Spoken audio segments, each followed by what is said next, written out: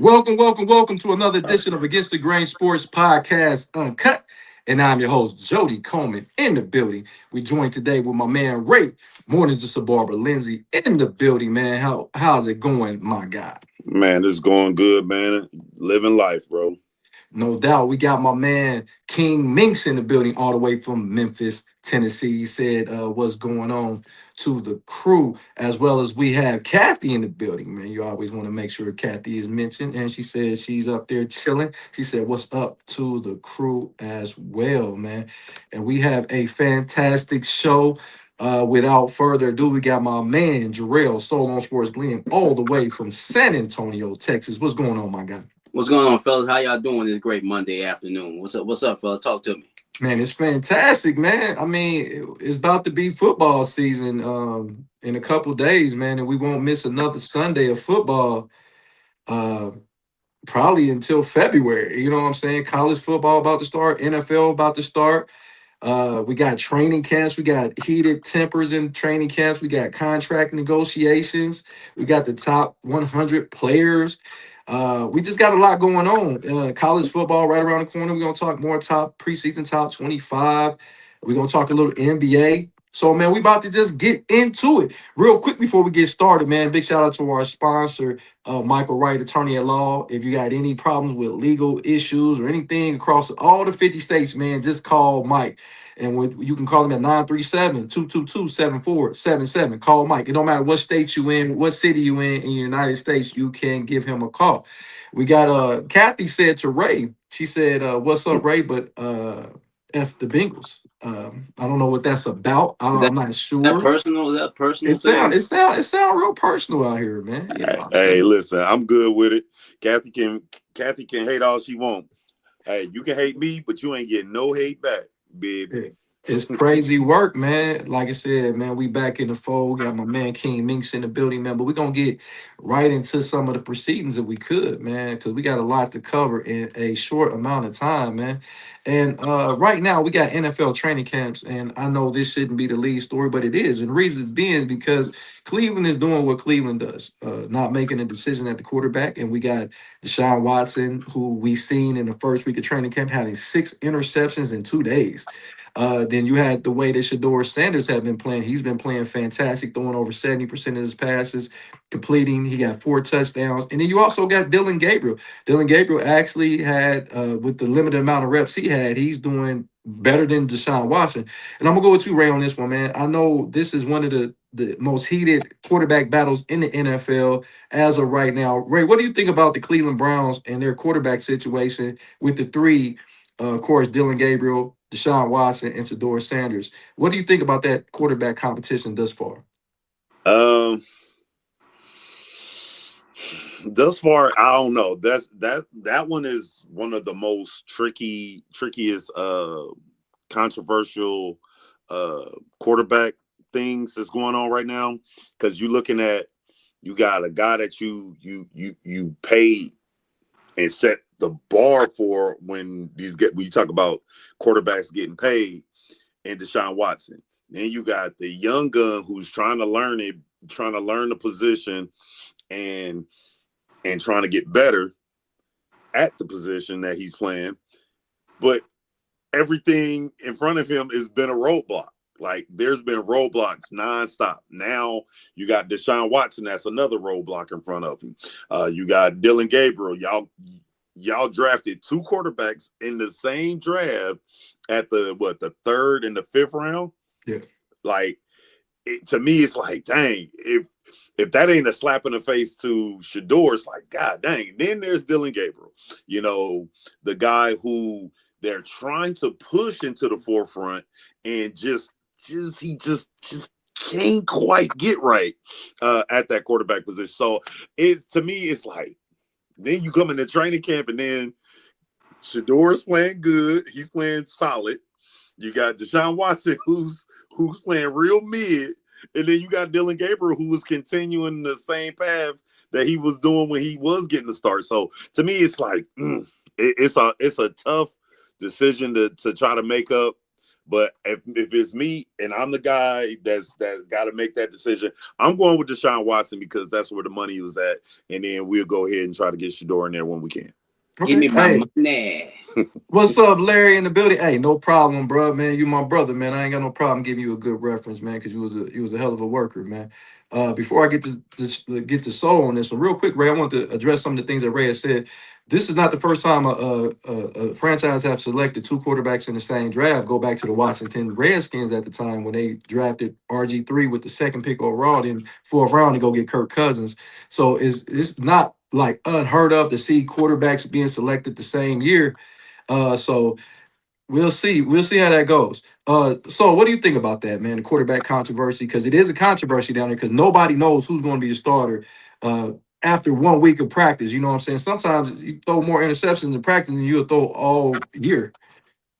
First of all, I want to say I hate Priest. Maybe he'll be the starter, but the Shador should be ready to play at any time. I think Deshaun Watson might win this, but not based off what he done in the first week of practice. Because like you said, he's been throwing them Dak Prescott turnovers all through the first week of practice. So, but we'll see. Man, my thing, and I'm gonna speak as an analyst, not like a Browns fan. When you're looking at it from this perspective, like we understand that Deshaun Watson made a lot of money, but the thing about it, he already done got paid that money. This is the last year of that contract this year, so we are already paid him. It's already guaranteed, so you're not really losing anything if he does not start.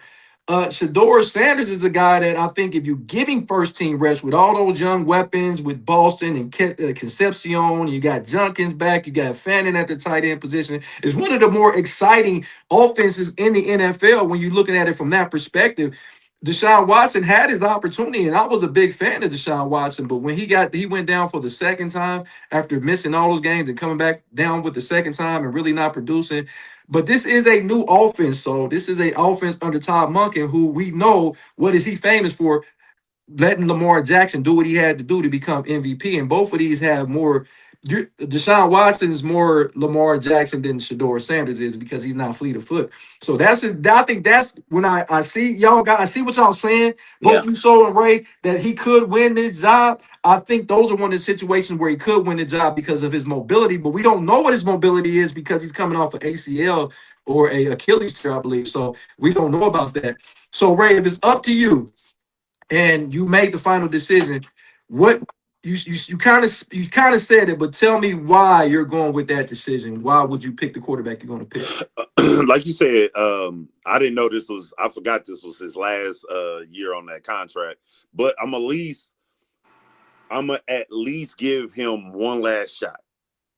Give me one last shot to go ahead and prove that we had something right. And again, it'll be my pride, just like it's been the Browns' pride to try to prove that they made the right decision. So it's like, I'm gonna give you this one last chance. I need you to go ahead and get it right. And if you don't get it right, I don't lose anything. It's a win-win situation. It's like, if you get up out of here and you didn't play well, hell, we wasted 200 and however many million dollars on a guy that just didn't work out. But I'm gonna be like Denzel. I'm leaving here with something. No doubt. So who do yeah. you go with? If you're the final say, who do you go with and why? I'm gonna go Deshaun Watson because if I'm a head coach, I need a guy that's got some experience out there. In the NFL, these coaches get fired every 6 weeks. Seems like somebody's always getting fired. So you got to be ready. You got to see who your best option is. And I think with the games that Deshaun Watson has played, and I think he will fit this offense. But lately, Deshaun Watson has been more Anthony Davis than actually playing on the field because he gets hurt so much lately, man. He's got so much talent. He just can't stay healthy. But I'm gonna roll with him. But I tell Shador, don't lose your helmet. Be ready because Deshaun Watson can go down at any time. But I would start Deshaun Watson early in the season, unless he plays like really dog shit in the preseason. Other than that, I would go Deshaun Watson. My thing, guys, man, I'm gonna go against the grain against you guys. I'm gonna go Shador Sanders, and the reason being is you look at all the quarterbacks in the NFL. Out of 32 quarterbacks, more than half of them are in their third year or below. This is only Shador's second year, so it's not like it's a lot of experienced quarterbacks when you look out here. There's not a lot of Aaron Rodgers or Matthew Staffords in the league. It's more Shador Sanders years than it is those latter guys. So I'm gonna go Shador Sanders because he fits the mold of what the NFL is doing at the quarterback position. Also, Deshaun Watson, I think if he doesn't win the job, you can't give him the job. Listen up. Now I'm about to be a Browns fan. You can't give a I motherfucker a knew this job. shit was gonna happen. You can't give a motherfucker a job. They have to earn the job. Now, if Deshaun Watson earned the job, which he's not been doing, this is my thing. If Deshaun Watson does not earn a job, which it doesn't look like that he's doing, you have to cut him. You already done paid him. So you can't have Shador Sanders looking over his shoulder after every throw like he was doing last year. Because I think they have moved on with the Dylan Gabriel. I think Dylan Gabriel, like I said last year, he's a bona fide practice squad or backup quarterback for his career. And there's nothing wrong with that. There's a lot of guys that made a lot of money by holding a clipboard for 10 to 15 years. And that's who Dylan Gabriel is. But he's not a starting quarterback. I think Shador Sanders is a starting quarterback. He's a guy that can make plays. He stretches the field because we like to stretch things around here on Against the Grain Sports. We do. We like to definitely stretch it out. But I'm going Shador Sanders for my money because I think Shador Sanders gives Cleveland. We can't keep throwing away seasons, so we can't keep. Okay, we're gonna wait till next year. We're gonna wait till next year. We're gonna wait till next year. No, it's got to be right now. We got way too much talent. We have drafted way too much talent the last 3 seasons to keep saying next year. And if I'm Todd Munkins, I want to make an impression. Like so you said, coaches get fired every 60 minutes. He doesn't want to be a guy that gets fired. We see coaches get fired in the first year. Let Ray do it. They'll get fired immediately if it's up to him. But anyway, nevertheless, Hey, Jody, Ray. Speaking of stretching things, if yo, do you guys ever had donut holes? You know the little glazed donut holes. shit, yeah. Where you going with this, bro? I want to know. I want to know where you're going. Do they make donut holes or do they just make them from actual donuts and then punch out the center and then make the donut holes? How donut holes made? You guys know? I'm not sure, but they're delicious. They're delicious. I'm gonna say that. Hey, King Ming, hold on, listen, y'all. King Ming said, "Wow, Jody went with the dark skin dude. Ain't that about a bitch? Ain't that about a bitch? You trying to say I'm racist? Is that Neither one of them dudes is light skinned. So Jody, you didn't have a choice there. So you Deshaun Watson's a little more light skinned than Shador Sanders. Not by a lot. But let's move on. I'm gonna go with you, so on this one. And you spoke about this on your segment when you were talking about the NFL and you were talking about Detroit Lions running back Jahmyr Gibbs holding out and saying, why are we not paying a guy that's probably one of the most prolific running backs in the NFL? Arguably, I mean, he's got to be top 3, top 5, and he's asking for money in Detroit. And they lost Montgomery in the offseason. I know they bring in Isaiah Pacheco, but he's not Jahmyr Gibbs. Talk to me about the holdout and what should Detroit do? Pay this man. He's the best player on their roster. I don't know why they want to continue to disrespect running backs. This dude does everything for that team. I mean, especially since they lost their other running back. I mean, he's one of the best receivers on the team. He's the best running back on the team. He does. The offense don't flow without Jahmyr Gibbs. But for some reason, they don't want to pay running backs. I just don't get it. It's like if you think I'm replaceable, go find another guy that can replace me. Then I don't see it. I don't blame him for not playing because you go out there and get hurt. They're gonna say, "Oh, look, see, can't pay you now because you're hurt." I wouldn't play it. Yeah. I don't blame this guy from sitting down until I get my money. Absolutely. Right. What do you think about that? We talk about Jahmyr Gibbs. Jahmyr Gibbs is arguably the best running back. You can make an argument. Of course, we still got Saquon Barkley and we got Bijan Robinson and Derrick Henry, guys like that. Jonathan Taylor, James Cook. But arguably, if you said he was the best, Ray, I would not argue with you. I wouldn't be like, man, Ray, you crazy. No, I wouldn't say that. So why is Detroit gambling with their future? And especially after getting rid of Montgomery is crazy work. Again, I think, we all know that the NFL does not value running backs. They have not valued running backs in the last decade. So in that, they're trying to play a little hardball, and trying to. You like playing hardball?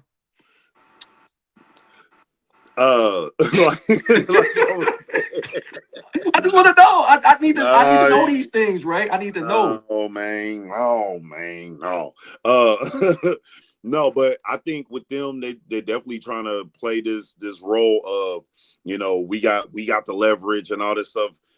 I mean, Detroit gonna mess around and they gonna be back to the bottom feeder Detroits that they used to be if they keep on. And like we already, Jody, you've been saying this for another a year or so, that Detroit's window might have already closed. And so in that they might be seeing that their window is closed and they like, all right, let's move on. But you got such a prolific wide receiver in Amon-Ra St. Brown. You still got, I think Jared Goff still got a little bit left in the tank.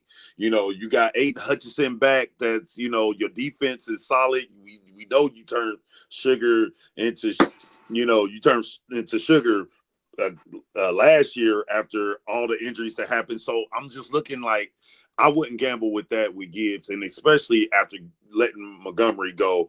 I think they're making a huge mistake by playing this game. Absolutely.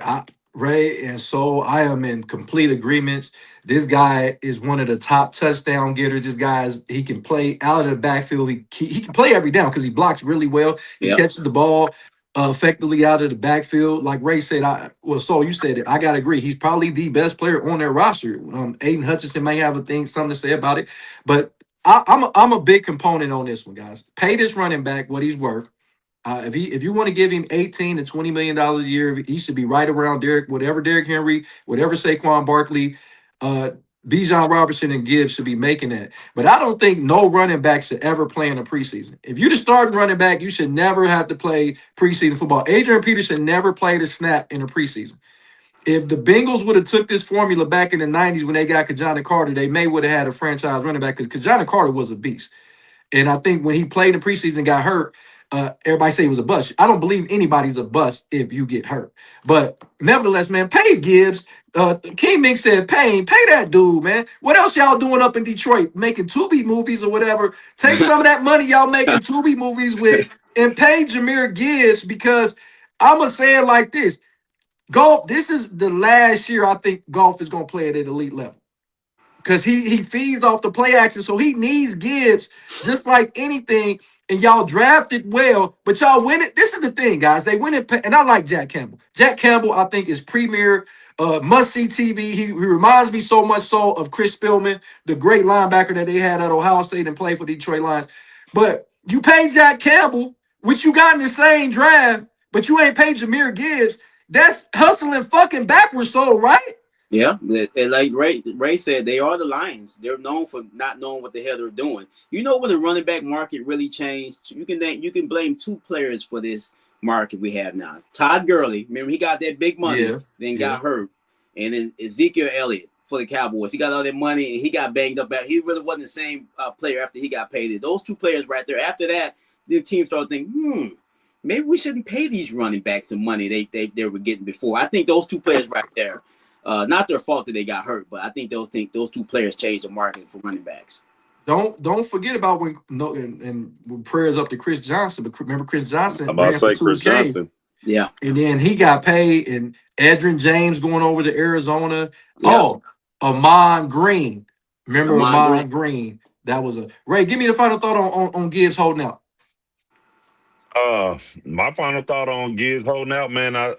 Like I said, pay the man, because if not, it's gonna be a long season, and I'm not gonna watch the daggone Thanksgiving game if he not playing. They got their ass whipped last year by Green Bay. I just want to throw that out. Hey, have y'all seen Bijan Robinson's hair lately? No. I'm about to put it in the chat. Y'all got to see this, bro. Hey, Kathy said pay him. What's going on with this brother? But the crazy thing is, man, y'all talk about my man Jordan Love, but Jordan Love threw 4 touchdown passes. But I guess that get overlooked. But let's talk quarterbacks. Can we talk quarterbacks, guys? Yes, sir. And the Carolina Panthers have a quarterback they're not sure is their franchise guy. So I'm gonna go to you first, Ray, on this one. Should the Carolina Panthers give Bryce Young a long-term deal according to what the market is? Because if you go according to the market, Ray, he's asking for anywhere from $50 million to $65 million, because that's where Dak is at. Do you do it? Not him. No. Now he played. He had a nice year last year, right? I just mm, not him. I mean he's one hit away and one girlfriend getting taken away and seeing his chick up there in the press box with Tyrese Maxey again. For him just to I just want my girl back, and if you to me he's not weak. I mean he's not strong-minded. He's not strong-minded enough to really handle the pressure of the quarterback. He's getting better. And You I'm call him kind of you call him a mama's boy, Ray? he's That no, something. that's Jaden Nah, Daniels. that's Jaden Daniels. That's Jaden Hey, Daniels. that's big That's your facts. That's big quarterback. facts right there. Hey, That's your hold on, His quarterback. mama is hold shot on, blocking on another level. hold on. Did you see that Jaden Daniels was carrying his mom on I his saw back that like shit, piggyback? bruh, I'm like, come bruh. on, man. But go ahead, go ahead. I'm sorry. Where's his Yeah. nigga daddy at, man? Come on, man. Get this shit I under don't control. know. I don't know. Hey, he's a victim of his mama telling him, "I'm your mama and your daddy, boy." Yeah, yeah. But I- the market dictates it. I want to see the young man get paid. I'm just like I'm not sold on him as a player. Uh, Hey, I want to say yes, but nah. Heck Okay. no. So what do you think, man? You got Bryce Young, took him to the playoffs first time since Cam Newton. We talking Cam Newton been retired for at least 4 or 5 years, and I think they made it before that. I mean, hadn't made it before that. What do you think about that? Bryce Young won a division, not a very good division, but he won it. Do you pay him? Not yet. I know he probably will get his money, considering he's the first pick in the draft. And Joe, you've talked about this before. Normally, they pick those guys unless they're absolutely terrible. They do give them some type of contract extension or franchise tag or something. I'm assuming they're going to pay him, but I don't think they're going to be in a hurry to sign that check. They're going to post date that check for a couple more years. They're going to write it, but they say, hey, don't cash this motherfucker yet. We're going to wait another year or so. Yeah, I think they will eventually, unless he really shits the bed. I think they're going to pay him. Just not right now. This is a very, very delicate situation, guys. I'm gonna go ahead. It's very delicate because he light skinned. Y'all know he light skinned. Is he light skinned? Yeah, he's light skinned. So He's brownish, I'm a little caramelish. partial. But on some real shit, Carolina has been in the best position. Pause, because we like to put people in the best position possible. But they're in the best position. Making donut holes. Go ahead. Making donut hole, but they're in the best. I believe they're in the best position they have been in quite some time. So my thought process is, and I think that you got to pay him, but why don't you put him on that Andy Dalton deal? Put him on that Sam Darnold type of deal where you only really got to pay him for 2 years, and then on the back end you can probably get rid of him because I wouldn't pay him till next year because I believe he's coming up on his 4th year. I think he has the 5th year option because he is the #1 pick. Maybe franchising, but if you franchising, you still paying him, anywhere from $50 to $60 million. I think you put him on a prove it deal. You put some weapons around him, which they have done the last couple of years. They remember that the real bad thing. Remember Jonathan Brooks out of Texas. So I thought Yeah, he was going to be the start. Remember he yeah. got hurt. We don't know if he's going to ever come back He's healthy. still So hurt. yeah, he may have to retire because he never played a snap in the NFL. They got Coker at wide receiver. They also got T Mac that they got from Arizona. I'm sorry, yeah, Arizona Yeah. last year. So they put weapons around him. They got some good running backs. So I want to say not so fast. 1 more year, like you said, and then after that, put him on that deal where he can be cut after 2 years if he doesn't perform up to the level that you want him to perform at. So that's where I'm at, guys. I'm a little impartial with it because they you got to evidently can know the quarterback do it the last 10 years plus since they've been to the matter of fact. I don't think they've been to the playoffs since they went to the Super Bowl, if I'm not No, mistaken. if you think about players like Tua, who begged for his money during training camp, and some of these other young quarterbacks that got paid and really haven't really worked out, that's got to be hurting Bryce Young. I think so. I mean, I think Tua, he was begging to get paid for the Dolphins. Soon they gave him his money and they cut him the next year. Maybe was it 2 years? Maybe just a year after that. So now I wouldn't pay this young man. I'd make him wait another year or so. My man said, no, he's not gonna last. But one thing I will say is he's been quite durable at the quarterback position. He hasn't missed only games he missed was because he got benched. And one thing I would say about Bryce Young, when you bench a quarterback that's young and he still come back and he takes y'all to the playoffs, that shows me he has a little bit of resilience in him. You know, that's why I'm saying, he is an Alabama kid. Didn't he win the Heisman? Am I not? He won the Heisman, right? Did he? Yeah, he won the Heisman. Bryce Young won the Heisman.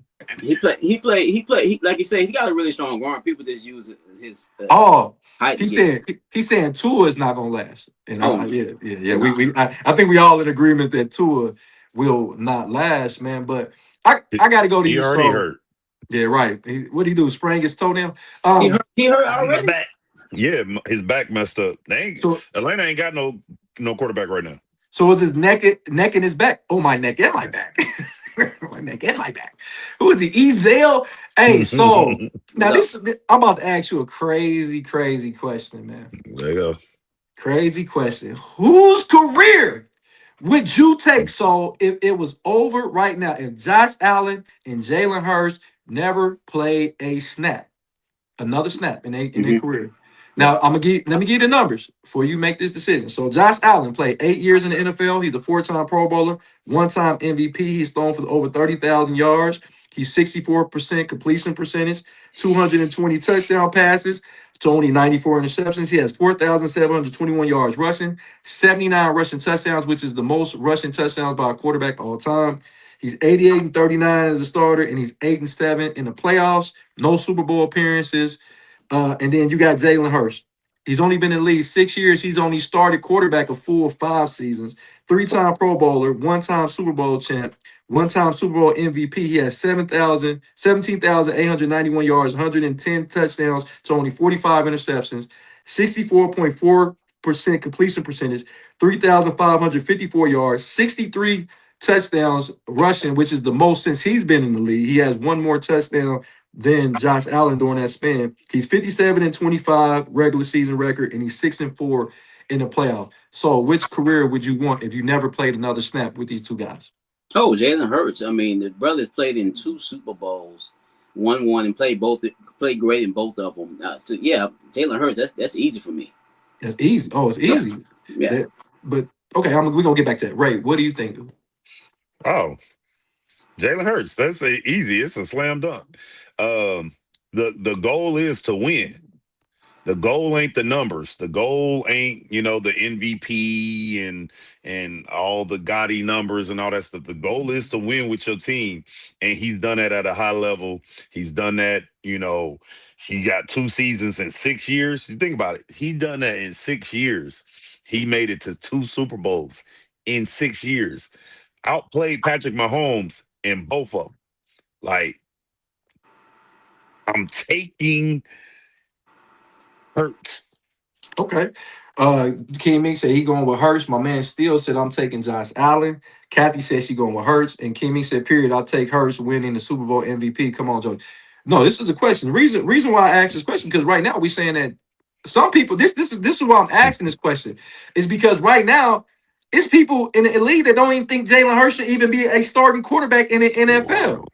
And then we got on the flip side, we got ESPN, the worldwide leader in sports, guys, that said that Josh Allen is the best quarterback in the NFL. Am I right? Honestly, I don't disagree with that. I do. We're gonna get to that in a second. So my man still said put Josh on the Eagles team, and it would have been the same results. And I'm glad you said that, because why are we acting as if Josh Allen don't have no talent? Do y'all guys realize that James Cook led the NFL in rushing last year? Do anybody know that? I didn't even know he led the NFL in rushing last year. He snuck up on everybody and won. So the year prior to that, James Cook had 16 rushing touchdowns. Okay. So we're talking about Josh Allen has help. We got to stop. And then if you take away those 2 seasons prior to that, we have to talk about Stephon Diggs was one of the best wide receivers in that offense, averaging over 100 catches, over 1,200 yards, and over 10 touchdowns, or close to 10 touchdowns for the 4 years he was with Buffalo. So why do we keep saying that Josh Allen didn't have talent? So what Jalen Hurts does have over Josh Allen is an elite defense, is what he's had on those playoff runs he's had. I mean, those defenses for the Eagles were nasty, bro. I mean, so Buffalo ain't had no good defense? They don't have the defense that the Eagles put out on the field, bro. Are you sure? They made Patrick Mahomes look like a middle school quarterback. He had his track shoes on in that Super Bowl, especially the second time they played. Not saying that Jalen Hurts didn't play well, But you gotta admit, man, that Eagles defense was nasty. And it's two sides of the football. I mean, you can say all that about they had a good running back and wide receiver, but if you don't have no defense worth a damn, you ain't gonna win no Super Bowl.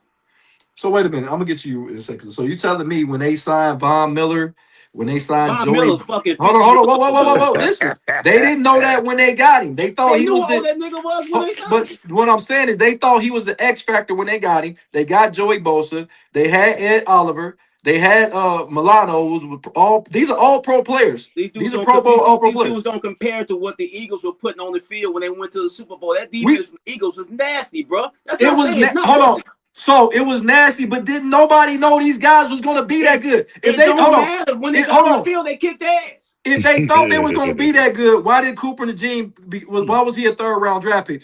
Why did the Eagles make smarter decisions than the Bills? That's obvious. It's not obvious. Make very smart decisions. We know this already. The Eagles, they just got their players to play better. They got an idiot as a head coach, and they still won the Super Bowl. This coach is stupid. I mean, I'm sorry. This is what I'm saying, bro.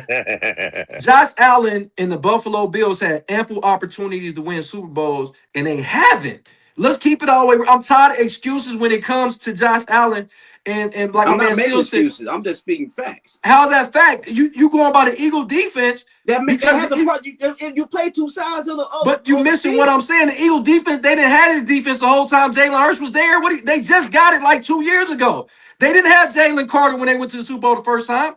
Hold on, did they have Jalen Carter or Jordan Davis the first time they went? That's one player. No, did they have Cooper Najee? Did they have Mitchell? Who did they have on that first defense? Those guys were rookies when they won this. No, they wasn't. Not the first time. I'm talking about the first time they went to the Super Bowl. No, they wasn't. I'm talking about the second time that them niggas was rookies. That's right, but he been to 2. Josh Allen been to 0. Okay, what's your point? The point is, you going about 1 or 2 years that they had a great defense. Buffalo had the top-rated defense just 4 or 5 years ago. Buffalo had the top-rated defense. What are you talking about? They had the top-rated defense. Joey, I'm not here to say that Jalen Hurts is not a good quarterback because he's very good. But I'm just saying, talent-wise, I think Josh Allen is a better quarterback than Jalen Hurts. Okay. That's all. Sometimes it's about situation, bro. We all know this. I mean, just think about even your favorite quarterback, Patrick Mahomes, when he won the Super Bowl a few years ago, because that defense was kicking ass. Because that offense really wasn't doing shit. That defense carried him to that Super Bowl, and that's okay. That's part of the game. Sometimes your defense carries, sometimes your offense carries you. He ain't gonna get that Super Bowl back. But you talking about hold on, I'm gonna let Ray jump here. But you saying that the Kansas City Chiefs was carried? How the hell you gonna say the Kansas City Chiefs was carried, but his numbers are better than any quarterbacks in the NFL? Jody, you know damn well that offense the last time they won the Super Bowl was not that good. They won because of that. Put up his numbers versus any other quarterback. Because you so used to him throwing 40, 50 touchdowns. When he threw 35 touchdowns, he had a bad year. I didn't say he had a bad year. That's not you what said I'm he was saying. carried. How the fuck you getting carried? You got 35 touchdowns. Carried them in that season. You know it did. How when you got 35? That's not shitting on the quarterback. We want to make these quarterbacks all world. But sometimes you need a team to win a Super Bowl. You cannot win a Super Bowl because you got a good fucking quarterback. If your defense is giving up a lot of points on the other end, you need more than just that. You need a balance. Okay. Go ahead, jump in there, Ray. Nah, I'm just listening to y'all because this is comic relief for me. But I would say, oh hell, what's the question? If it's comic relief, if I'm Eddie Murphy, who is Joey? This hold on real quick. This is what I'm gonna say. Since you said that Patrick Mahomes got carried on his Super Bowl runs. Hold on, hear me out. No, that's not what I said. You just said the defense carried him. Last Super Bowl. I'm about to tell you his last Super Bowl since he got carried in his last Super Bowl. The last Super Bowl he won, he threw for 4,100 yards and 27 touchdowns, but he got carried by. Come on, man. Come on, bro. That's getting carried when you throw for almost 4,200 yards and 27 touchdowns. Everyone says that defense was the strength of that team that year they won the Super Bowl. And that's okay. I get it, but you're saying he got carried though. No, I think with Patrick Mahomes, if we I don't know how we always get on Patrick Mahomes on this damn show. That was so. I didn't even bring him up this time. Brought him up this time. That's my fault. But that's Joey's trigger word. With Patrick Mahomes, I think the last time he did not play as well as we are accustomed to him playing, but he did not get carried. I think stuff really started changing with that offense once that Tyreek Hill. no, the offensive coordinator got the head Eric coaching job Bieniemy. somewhere else. Eric Yeah, Bieniemy. be enemy. Um, so outside of that, he still did his thing. So I'm not going there. But what I will say with the Jalen Hurts and the Josh Allen conversation, bringing us back on Right. topic. Bring it back to Jalen Hurts is there. I know people are saying he shouldn't be in the league, but we know what that is. That I goes would back never say to that. that. That goes back to why you know if you're not playing to the standard of what we know that you should play or we seen you play before, then we feel like you trash. Um, did I think they were have a better year last year, especially after Saquon coming off of that tremendous year he had the year before last? Yes, absolutely. But I think when the philosophy changed, the coaching staff is what messed that up. The coaching staff, the play calling, they trying to figure that out and see who should get more touches. Oh, and then not to mention we got the AJ Brown situation that's going on. Now he's out of the way. So now let's see really how he comes into this season ready to play. How the offensive coordinator is calling the plays and all that stuff. And to me, he can be a better quarterback than Josh Allen. He's not better than Josh Allen, but I'm taking his career thus far Yeah, right. over that's Josh all. That's Allen. all I was saying. I wasn't And, saying that Jalen Hurts is ass. I never said that. I'm just saying, talent wise, I think that Josh Allen's a better quarterback. I'm right, not yeah, saying. I'm talent not saying. wise, yeah, sure. I'm not saying that Josh Hurts. I mean Josh Hurts. That Jalen Hurts is a bad quarterback because hell, the dude's been to 2 Super Bowls and one. I ain't been to no fucking Super Bowls. I'm not saying the dude can't play. He's really good, but I just think talent wise, Josh Allen's better. Grant said, Pat all day. God is still said, are we talking about the individual or them and their teams? He said, rings doesn't make you better. He said, Patrick Mahomes is washed up. That's trigger words for me. How's he washed up when he threw for 3,500 yards and 22? You gonna get Jody blood pressure. But hold on, he threw for 3,500 yards and 22 touchdowns, and he missed 4 games, but he's washed because Sound they didn't washed to make the. me.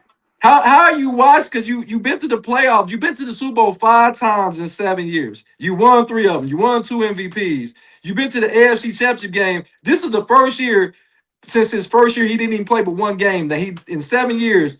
So he had nine career years. He been to the AFC Championship game 7. But we praise LeBron James for doing that. But then Patrick Mahomes does it, and now he's washed. I don't get it. But what I will say is, yes, if we're talking talent wise, yes, Josh Allen is probably arguably the most talented quarterback in the NFL. I still think Lamar Jackson may be slightly more talented than him, in my opinion. But Josh Allen is definitely top 3 in talent. He's top 3 at quarterback. But let me throw something out to when we talk about how bad a season Jalen Hurts had last year. A lot of people in Philly, a lot of people around the league talking about how Jalen Hurts is trash and they don't know he's not a winner. First of all, he's 1 year removed from winning the goddamn Super Bowl. Let's go ahead and take that in perspective. He's 1 year removed. But listen to these numbers, guys. He threw for 3,224 yards. He had 25 touchdowns and 6 interceptions, but he's washed. Not to mention he had over 10 plus rushing touchdowns and over 500 rushing yards, but he's washed. You What talking what? about Patrick Mahomes? No, this is Jalen Oh, Hurts. I'm about to say. And I'm thinking like, and the Eagles won their division. I'm confused on. And Saquon Barkley, guess what? Got outrushed tremendously by James Cook last year by over 500 Mhm. yards. But we don't want to talk about that. The wide receiving core wasn't that much different because AJ Brown barely went over 1,000 yards last year. So I don't know where everybody all of a sudden is just catapulting Josh Allen to this They're they're they're, status that they're, they're blaming Josh Allen. I mean, Jalen Hurts issues last year on the offensive coordinator. They're saying that dude didn't know what he was doing. He And this didn't. year, this year they have a new offensive coordinator. I don't know who this guy is, but it seems like every year they get a new one. And And they go ahead and learn a new offense again this year. and that's the problem. And I think when we talk about how cats is playing and Yeah, people being washed, there's nuances to this conversation. And when we don't bring the nuance into the conversation, then we get people saying that Patrick Mahomes is washed. How? When you say you get Jalen Hurts is washed, how? I don't But get it. it also too is all about the narrative. Like Kathy said, look, you can have all the talent, but you need to execute. But it's who is telling the story. It's who is telling this story. What are you trying to get over? What are you trying to convey over? Why y'all forcing Josh Allen on us? And I like Josh Allen, but it makes it like, why are y'all forcing Josh Allen as the number one quarterback in the NFL? When if you can't say he's going into the season as the number one quarterback, because last year Matthew Stafford was the MVP. And he went further in the playoffs than Josh Allen last year. He was a couple plays away from even going to the Super Bowl. So it's almost like I'm gonna let Soul get in there, I'm gonna let Ray get it. But with Josh Allen being the number one quarterback in the NFL rankings by it seemed like everybody. According to who and why, so I don't know. Like, he's the guy that, you know how it is when you that golden goose. That's the guy they really, really, really. He cries after the games. He's so emotional. We really want to see this guy win. That has a lot to do with it, man. People like this guy. Uh, so I think that why you get a lot of people saying they really want this guy to get to the Super Bowl. Now forget about all the turnovers and some of the dumb shit he did in some of these playoff games the last couple of years. But he's that guy that they really pushing. And if they get a chance to, believe me, he gonna get them to a damn Super Bowl. If not this year, maybe the year after. well, he had the Sable set to go last year. He didn't have to go through Lamar Jackson, Joe Burrow, or Patrick Mahomes. Ray, why do you think that everybody's kind of catapulting and pushing uh you know Josh Allen as the savior of the NFL type? Um, because Joe Burrow plays for the Bengals and they don't like their ownership. That's number one. Number two, they have fatigue for Patrick Mahomes now, and they are also looking for that narrative of, we have our guy, and Josh Allen is that guy. That's why we see him in all the commercials. That's why we see him in all the advertisement. And then, again, that's why when the NFL wants to catapult a person, they will catapult a person whether we like it or not, and that's what we're seeing. And I'm gonna take a step further. They said Josh Allen doesn't have a over 5,000 yard season. He doesn't. Josh Allen's had some really really good seasons, but he never led the lead in touchdown passes. He's never led the lead in yards passing. Not That don't saying that's matter though. the, but my thing is not saying that that's the benchmark. But I'm like, if we're going to say going into this year that the best quarterback, we got to go with Matthew Stafford. He just won the MVP. He's coming back with an even better team this year. So we got to throw that out the window. Then you got Patrick Mahomes at 2 on this list. Well, if Patrick Mahomes is healthy, we all know that Patrick Mahomes is the best quarterback in the league. We can't go by if a quarterback beat another quarterback because Jalen Hurts has the best record of any quarterback against elite talent. You know Matthew Stafford is 0-4 against Jalen Hurts. Do you know that he has a winning record against Josh Allen, Patrick Mahomes, Joe Burrow? Jalen Hurts has a winning record against all the quarterbacks, Lamar Jackson, against all the elite quarterbacks. So I'm confused on how do they come up with these rankings and why are you shoveling Josh Allen down our throats? Pause. You said, Pause. It, shoveling. it's almost like Josh Allen is like you eating the glizzy. And it's like the NFL is going to push it. They're going to push their agenda. You're going to listen to what the fuck the NFL got to say. And you're going to almost have to surrender and say Josh Allen is the best. And I'm trying to figure out how. I'm not saying he can't. And then it's like if a person like me, they're gonna say, "Oh, Jody hating on Josh Allen." No, I'm just really speaking of facts. We can't say he's never beat Patrick Mahomes in the playoffs. He can't beat Joe Burrow in the playoffs. Yes, he beats Lamar Jackson in occasions. I don't understand. He has ample opportunity, and every time Josh Allen does something that's unsavory, it's always an excuse. If you go back a couple years ago when Stephon Diggs missed that pass, it was never Josh Allen's fault. It was Stephon Diggs. Let's say Stephon Diggs makes the catch. That don't mean you still win the game. That don't you still had to score, you had to kick a field goal. That doesn't guarantee you a fucking victory because he missed the pass. Mhm. But when it comes to Lamar Jackson, when Zay Flowers fumbled going into the end zone, was that Lamar Jackson's fault? No. Last year, when that kicker missed the field goal that would have put him in the playoffs, was that Lamar Jackson's fault? No. But if that happens to Josh Allen, it seems like the narrative switches up so quickly, and that's what I don't like. And it makes people look at Josh Allen like, man, why are they giving him this? He's a very talented. He doesn't need anybody's help. Go ahead, Ray. No, I was just thinking, and didn't he lose to Bo Nix in the playoffs? He did. Yeah, they He, did. They they did did. lose the Bo Nix. But that don't count, Ray. because remember they don't count because the bad call with the interception. Remember it should have been an interception. But this guy right here. That was a bad call. It was, but it is what it fucking is, bro. I know We can't that. go and change But it. I'm with but it you, don't. but it was a bad call. But I But was go about to ahead. say it might have been a bad call, but think about the play calling that happened right in before halftime Oh yeah, when I talked about that. Oh yeah, like the fumble. like come on, bro. Like that Yeah. was But bad. And we talk about bad calls. That was a bad call on the coach. hold on, so Yeah. Josh Allen is the only quarterback I ever seen lose a fucking game and get fucking props. The motherfucker lost to Kansas City. Well, his defense didn't stand up. His defense. What's up, Eddie? What's going on? I don't listen. I don't care what. Listen, I understand there's all kind of nuances, like Ray say, that happens in the game. But at the end of the fucking day, Josh Allen, how the fuck is you getting credit for losing? Then they changed the fucking rules for Josh Allen. They made it where both teams touch the fucking ball because of fucking Josh Allen. What else do you have to do? I seen Lamar Jackson not get an opportunity to score at the end of the game. They didn't change the rules for him. They didn't change the rules for Dak Prescott. They ain't changed the rules for Tim Tebow. But all of a sudden they want Josh Allen because he is an elite player. Don't get me wrong. But they're changing rules because they don't want the same shit that happened to John Elway. I keep telling y'all this. This guy's, if you the best in the league, why have you not won an MVP yet? I'm sorry, you haven't been first team All Pro. Because the year that he won the MVP last year, Lamar Jackson Lamar was Jackson. the first team All Pro. So talk to me, man. I'm just, you can't keep shoveling shit and think that we supposed to just be cool with that shit. Well, there's certain quarterbacks they have on their chosen list, and he's one of those guys right now. I mean, and they're gonna keep pushing until he eventually gets to a Super Bowl or he flames out. I mean, we don't know what's gonna happen. Maybe Buffalo has a lot of injuries and they don't do shit this year. You just never know, man. But that right now they're pushing for him to be that guy. We don't know if it's gonna work, but they're definitely trying. He got his fucking head coach fired. This is goddamn. Well, Like, I think that was the right move. I've been saying but that. hold on, whoa, stop. You got the head coach fired, but you put the offensive coordinator who called the play before halftime. He the one that called the play before halftime. He wasn't the head coach. The head coach approved it. Well, the head coach is always Oh, get the always fuck gonna outta be here. the head coach always gonna be the fall guy. You know how that shit goes.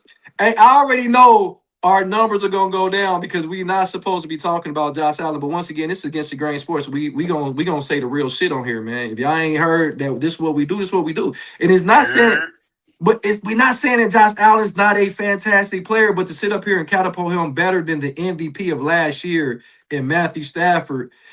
It's like, who is making these lists? Like, who is making these lists? Is he likable? Yeah, Josh Allen, like Soul said, he's very likable. When he loses, he puts his emotions on his sleeve.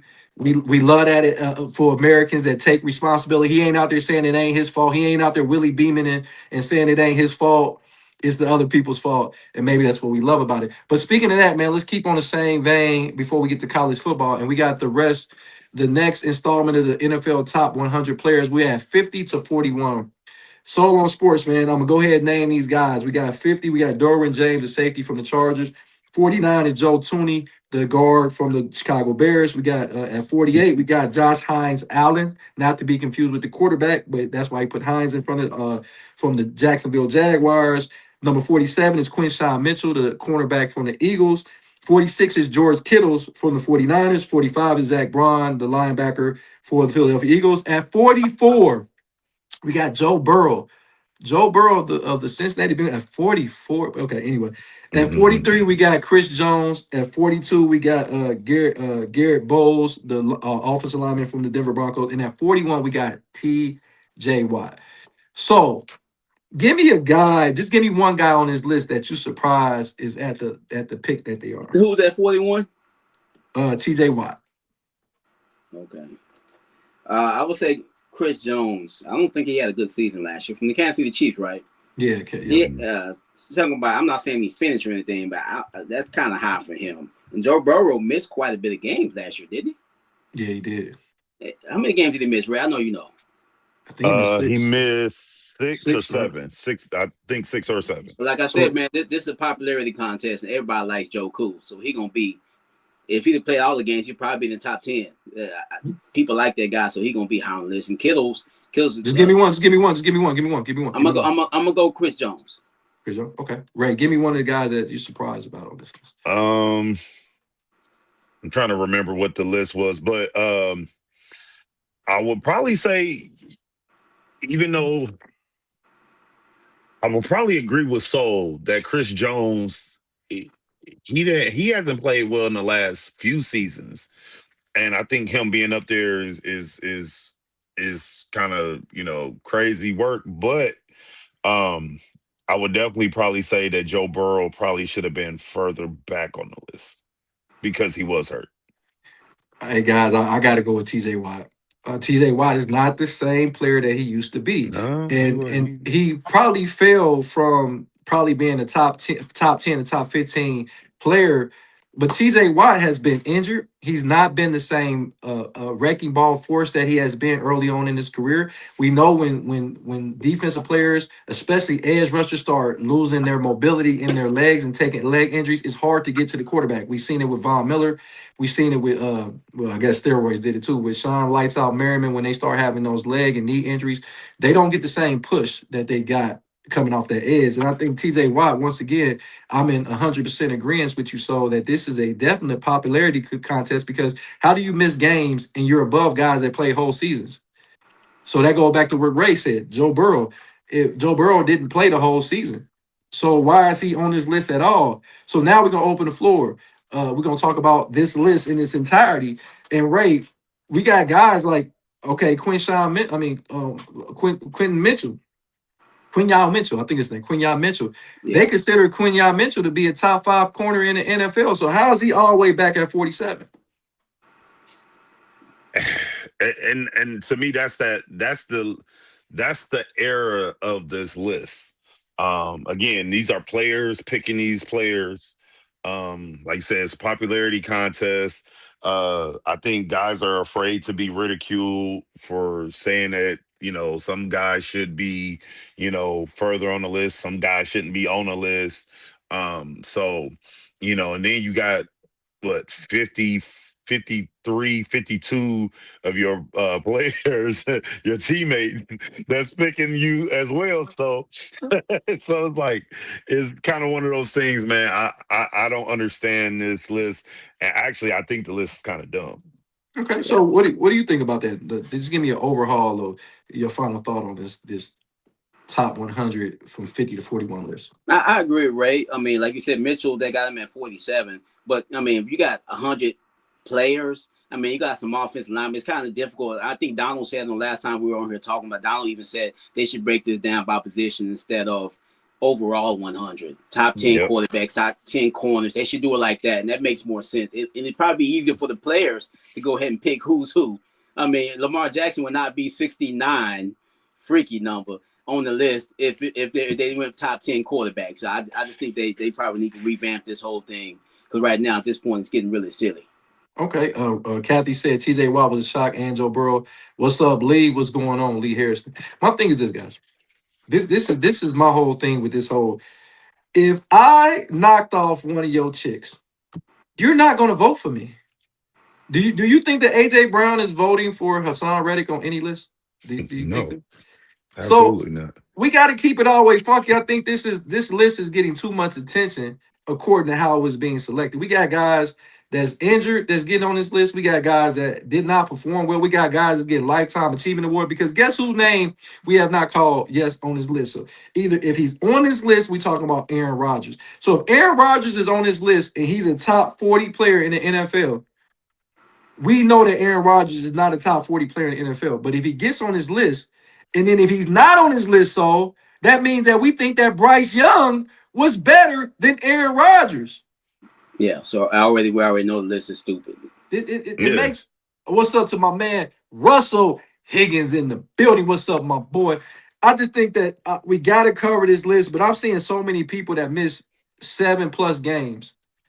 We can't say how good you would have played, because guess what? Guess who? And I know he's going to pop up on this list. Micah Parsons. Didn't Micah Parsons miss about 5 games at the end of the year? Right? Yeah. Yeah. Michael Parsons is going to definitely be a top 40 player. He's very well liked. Look at all the players that's been on his podcast. Everyone likes Michael Parsons. But True. so Jody, this is my question. You gotta think. So they got Lamar Jackson at 69, Right. right? Right. And then they got fingernails, they got finger paint at 50 at what 51? He should have been 69. Yo, that's crazy work. That's crazy work. But they got Joe Burrow at 40 something. Like, think about it. Both those guys played better, made it to the playoffs. Joe Burrow didn't.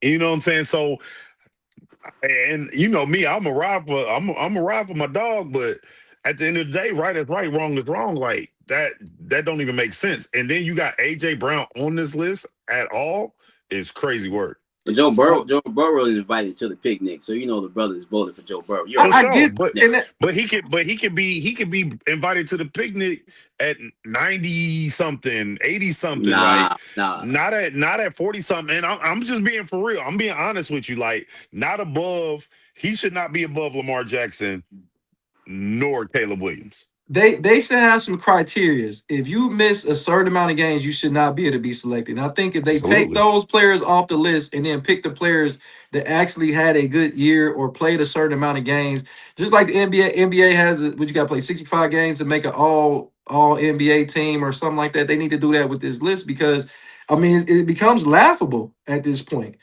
It becomes laughable. I'm serious. It becomes extremely laughable at this point. Can you imagine if just the three of us went on here and we came up with our own 100 list, how difficult that would be, the arguments we would have of this guy shouldn't be there. And when you get to like 80, like, oh shit, I forgot about this guy. There's so many fucking players. I mean, you got to add in some offensive linemen, people that we don't talk about. It's just a lot. It's almost impossible to get this list perfect. It really is. But it can be done a little bit better. I mean, it could be done a little bit better because Trevor Lawrence is above Lamar Jackson. Right. Trevor Lawrence did he had a decent year though. He had a really good year last year. But he can't be off of last year. Wow. Because Fred Warner wouldn't be on. Fred Warner missed down there half. He only played 6 games. Well, so that makes no sense. So Jody, that makes the criteria for this list even that much more crazy because what is it? Why are y'all doing this every year if it ain't about the year that just passed? Well, Fred Warner's a 49er, and they only expect him to play 6 games. All the 49ers. So if you give us some Joel Embiid numbers, we good with that, bro.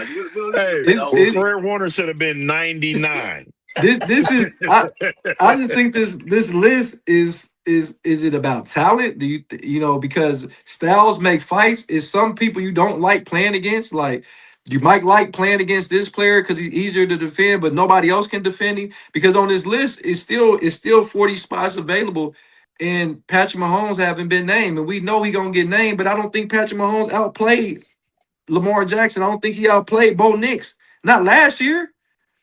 So I don't even think he outplayed Joe Burrow to a certain extent last year. So it's just he didn't outplay Caleb Williams. So he didn't outplay Jordan Love because he missed so many games last year. So, and we know that he's going to be selected. We know he's going to get his name called in the next couple days. So I don't know, man.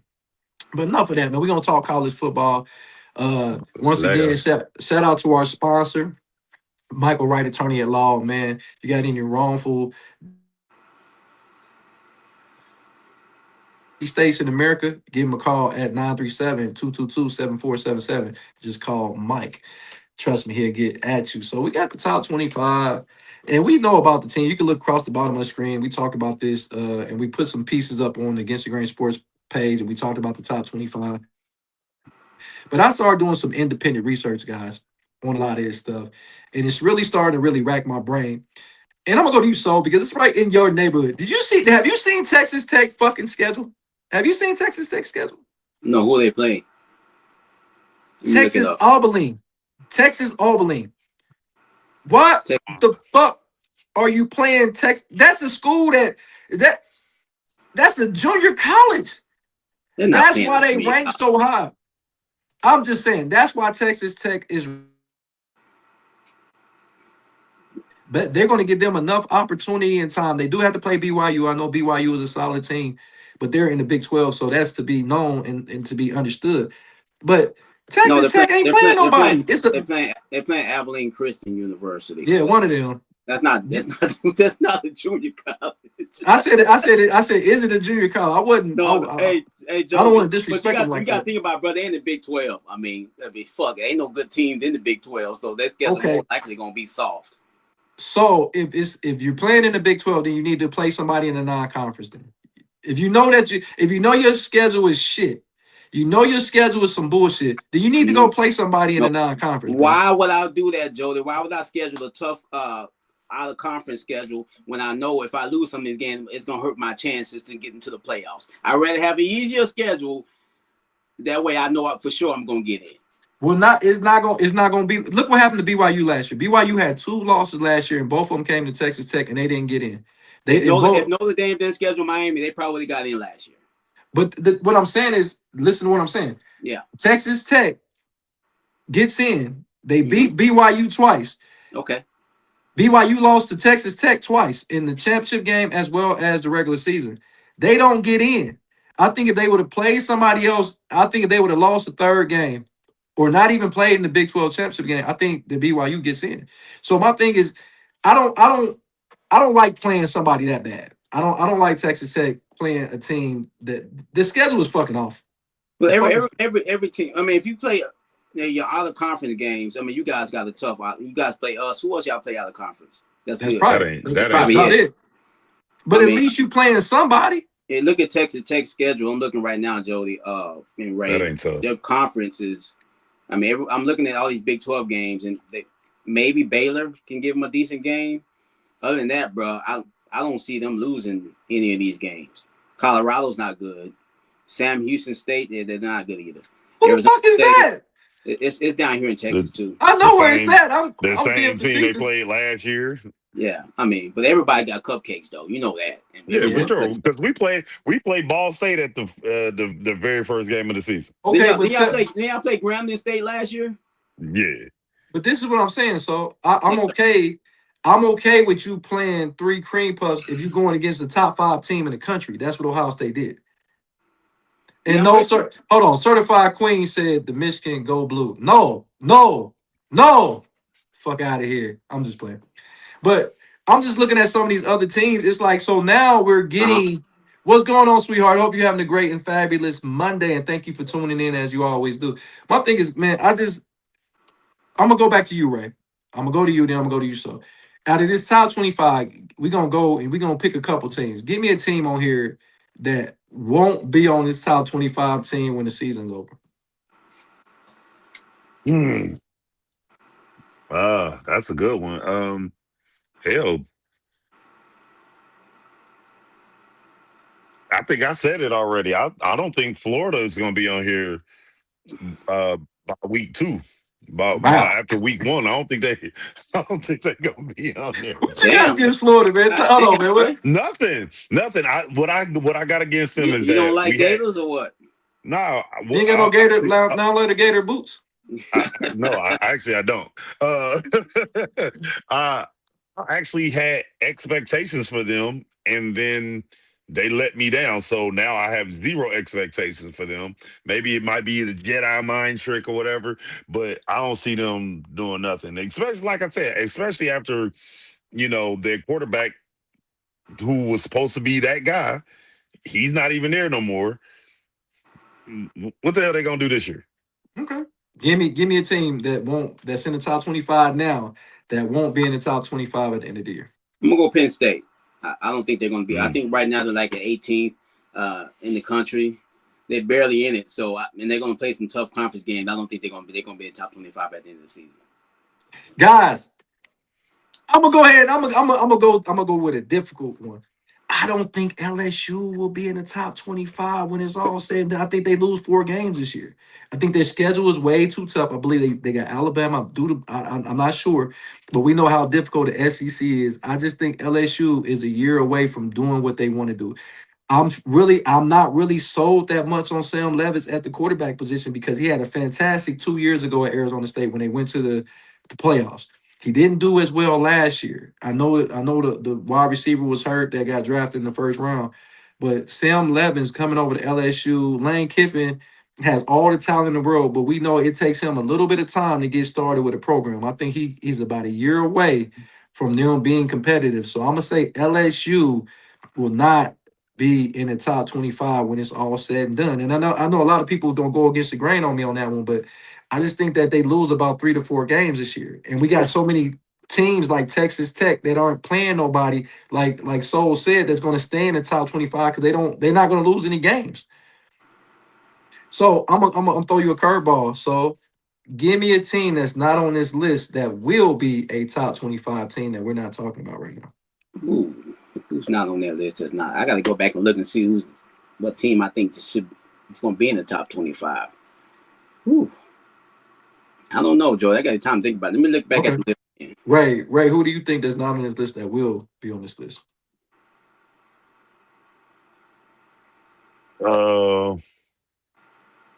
I'm gonna say the fighting James Franklins. That's a good one. Vitek, okay. That's a I good can one. see Vitek being there, and I didn't even see that, bro. Bro put that on there. But Virginia will be in the top 25. I agree. I think they will be. I think that's a team that could be up there.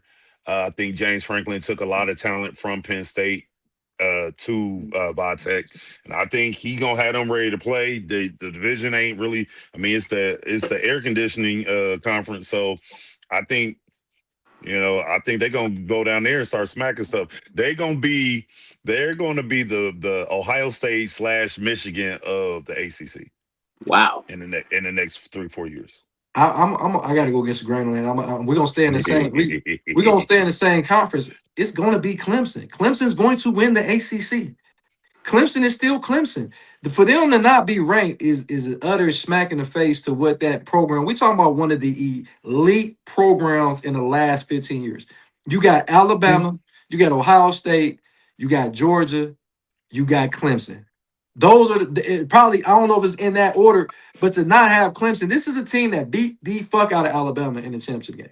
Like I'm beat the fuck out of Alabama. Actually beat Alabama twice, and then the second time they wore Alabama. Then they beat them like 41-16. Yeah, Jody, Yeah, but but college that was football has totally changed a different. lot. College But football has listen, changed a lot since then, but bro. what I'm saying, they Yeah. only lost 3 games last year, or Yeah, 4 games last year. that's Like a that's lot. not a lot of games. In And we college got to football, that's think. a lot. Hold Those on, but 4 games, listen. that's a lot. Listen, what I'm saying. Clemson, Okay. they never used the transfer portal, which they are now, and they wasn't spending NIL money, which they're doing now. The only reason why Clemson wasn't competing at a high level is because remember, Dabo Sweeney refused to do that. Now he's doing that. So I think the game is past Dabo. That's my opinion. shit, I don't I, like him, but it ain't past him. I think Dabo says he wasn't using it. That nigga was using it. I think Clemson, but I'm gonna go back to you. So who you think? Because you didn't give an answer. Is SMU on the list? Yeah, Yeah, they on the list. Yeah, they're like 24. Maybe ain't the team that Jody thought was a junior college, Abilene Christian. No, I didn't. I said, are they a junior? I was being facetious though. I know you fucking with me. But the thing, man, is it's some teams on here that I think that has an opportunity. I'm gonna tell you who won't be on this list, Ray. I bet Colorado won't touch this fucking list. Yeah, but man, Coach Prime. Listen, It's hard. everybody loves Coach Prime, but it's only so far you can get with the rah-rah shit. It's only so far you can get with I got Louis bags, and it's only so far you It's the can get. gimmicks. The you, you, gimmicks. you gotta have an X's and O type of situation. Everybody wanted to play for Dion. Now nobody wants to play for Coach Prime no more. You see how many people they had a mad X's of people going to other school. What's that offensive lineman that was one of the top Salter, I believe, or something like that, one of the top offensive linemen that went to Colorado. Now he's at LSU, and he was talking about how it's night and day at LSU than it was in Colorado. Like I don't know, Believe it. man. But Because once you get there, you realize it's a bunch of fluff. It's a bunch of hype. And I was okay with it. because I wanted to see the man succeed. I wanted to see, but once you really look at the X's and O's, and then once Shador's gone, and then last year really exposed him, and you had the guy who recommitted. What's the quarterback, little light skinned dude? He reclassified and came out a year early. He was supposed to be in this class going into the 2026, but he reclassified and went in year 2025. Um, and then he didn't. I don't even think he touched the field until like the end of the season. So it's stuff like that when you really get to looking at it. It's not. It's to me, it's a bunch of fluff. Real quick, King Ming said, "Wow, Jody, that's low." He said, "What about Bama? I don't think they're going to be good." He said, "It's so bad. Colorado right now, Tubi movies don't even play there. That's crazy work." But this is the thing. So when we talk, Yeah. it's not just the players exiting Colorado. You got Warren Sapp that had a lot to say when he left. So you got coaches leaving Colorado having a lot to say when they left. What do you think that? What can Colorado do to salvage what he had started being Well, Coach Prime? he put Colorado back on the map. You remember before he got there, I think they won one game before he got there. The next thing you know, they got all these primetime games. Primetime. They got all these primetime games because he brought in his son and the Heisman Trophy win. They had that first year was crazy. It was really good. I was very impressed. But I'm telling you right, man, when it comes to football, if you cannot get an offensive line and a defensive line, you ain't gonna win shit. And that's been their problem. The offensive lines have been terrible. The defensive lines have been terrible as well. So it's going to be tough for them to even figure this thing out. I don't know if Coach Prime's heart is in it all the way. I really don't think it is. I mean, he's got so much going on with his health and all of his kids and grand. He got so much going on. I don't know if he really even loves coaching anymore. He says he does because he's getting paid from them, but I don't know if his heart's all the way in it. Hey, have you seen that show? It's on Hulu. It's like the quarterback he put on his he was a great quarterback and he ended up getting in some trouble or he lost a game. So he put on all this makeup, then he came back. I forget what. Uh, I think that's what yeah. Shador Sanders gonna do. Shador Sanders gonna put on some makeup. He gonna come back to Colorado and come in at a different name and reclassify because that's the only way I can see Colorado doing anything. Because if you look at it now, so you said his first year was actually his second year that he did something. His first year he only hmm won. He was 4-8 in his first year, and then the second Yeah. year they won 9 games and went to a bowl game, and that's when hmm Travis Hunter won the Heisman. But my thing is Colorado, I feel bad because I've always said this, and I'm like, I like Coach Prime, but he had to get an offensive coordinator that knew X's and O's, and he didn't. He didn't get a guy that knew X's and O's. I'm still mad that he got that timeout in his pocket from week 1 of last year. Like he still nigga spin it. You can't use it in the next game. It ain't roll. You know how you got PTO. It Don't don't roll roll over over. to the next year.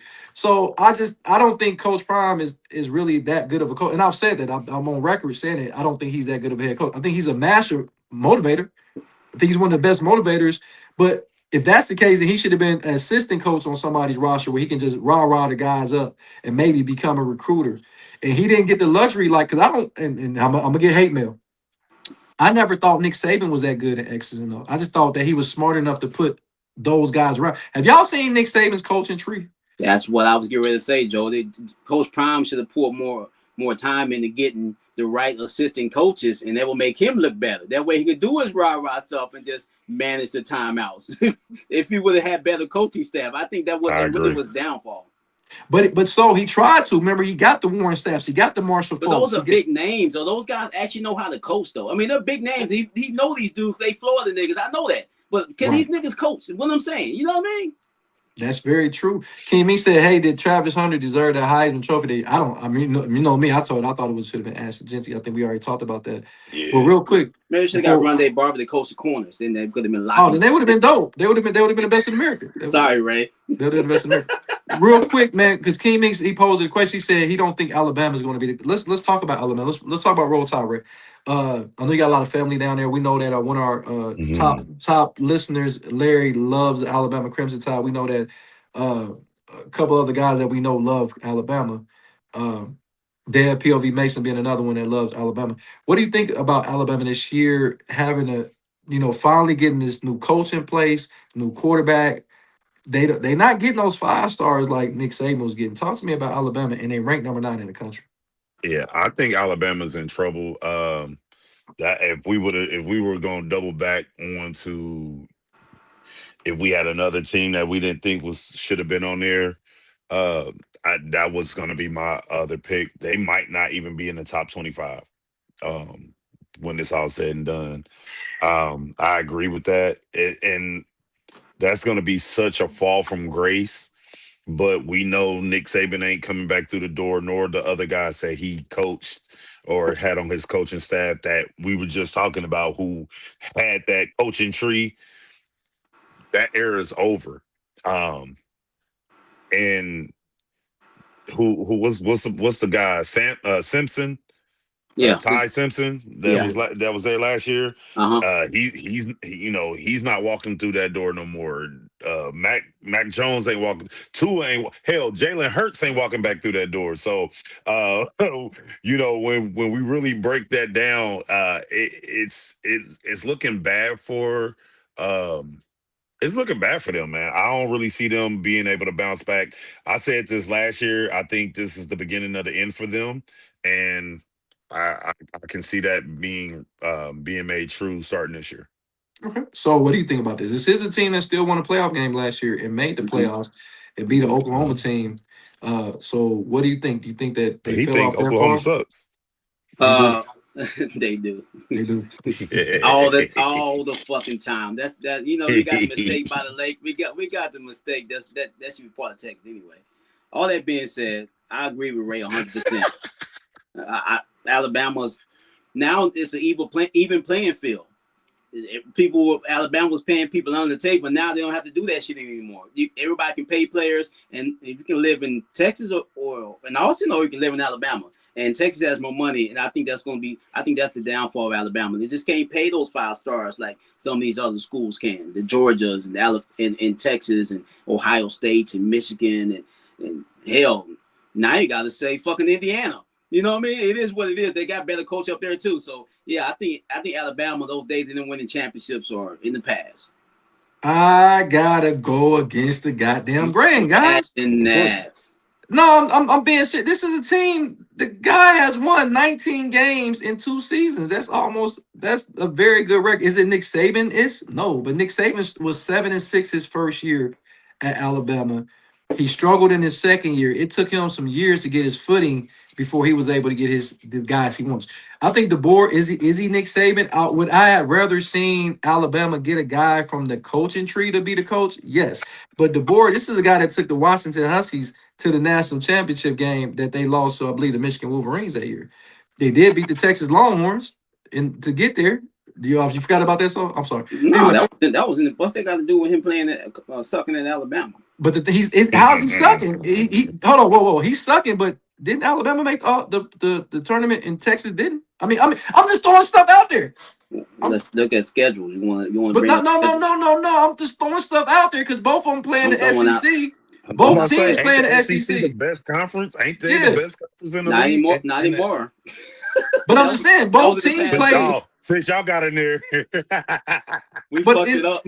But that's what I'm saying. It's crazy because we talk about Alabama fell off, but we got teams that did not make the playoffs, and we saying they didn't fall off. Like Texas is a top 5 team in the country. No disrespect to Texas, but Texas did not make the tournament. And I get that they had a tougher schedule. But Alabama had a tough ass schedule too.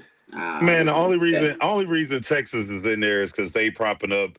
They trying to force feed us Arch Manning, like they trying to force feed us Josh Allen. I told you we're the Dallas Cowboys of college football, baby. I'm telling you right now, we're the champs every preseason. You know how that goes. But I'm gonna go against the grain against my man Ray. Ray, I gotta go against the grain on you, my boy. Why?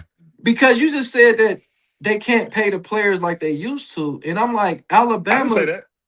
I said that. You said that was so. I thought you were saying that they don't get the players that they used to. Didn't you say that? He did say that. I said they can't pay him. I'm going against both of you Negroes. I'm gonna go against both of you Negroes on the show, and I'm gonna say this: is Alabama they can pay their players. You telling me if they can pay them before they can pay them again? The Alabama can pay their players. They go look at their roster. They still full of a 5-star player. It is still Alabama. It's just gonna take a little bit of time to adjust. Do I think they win the national championship?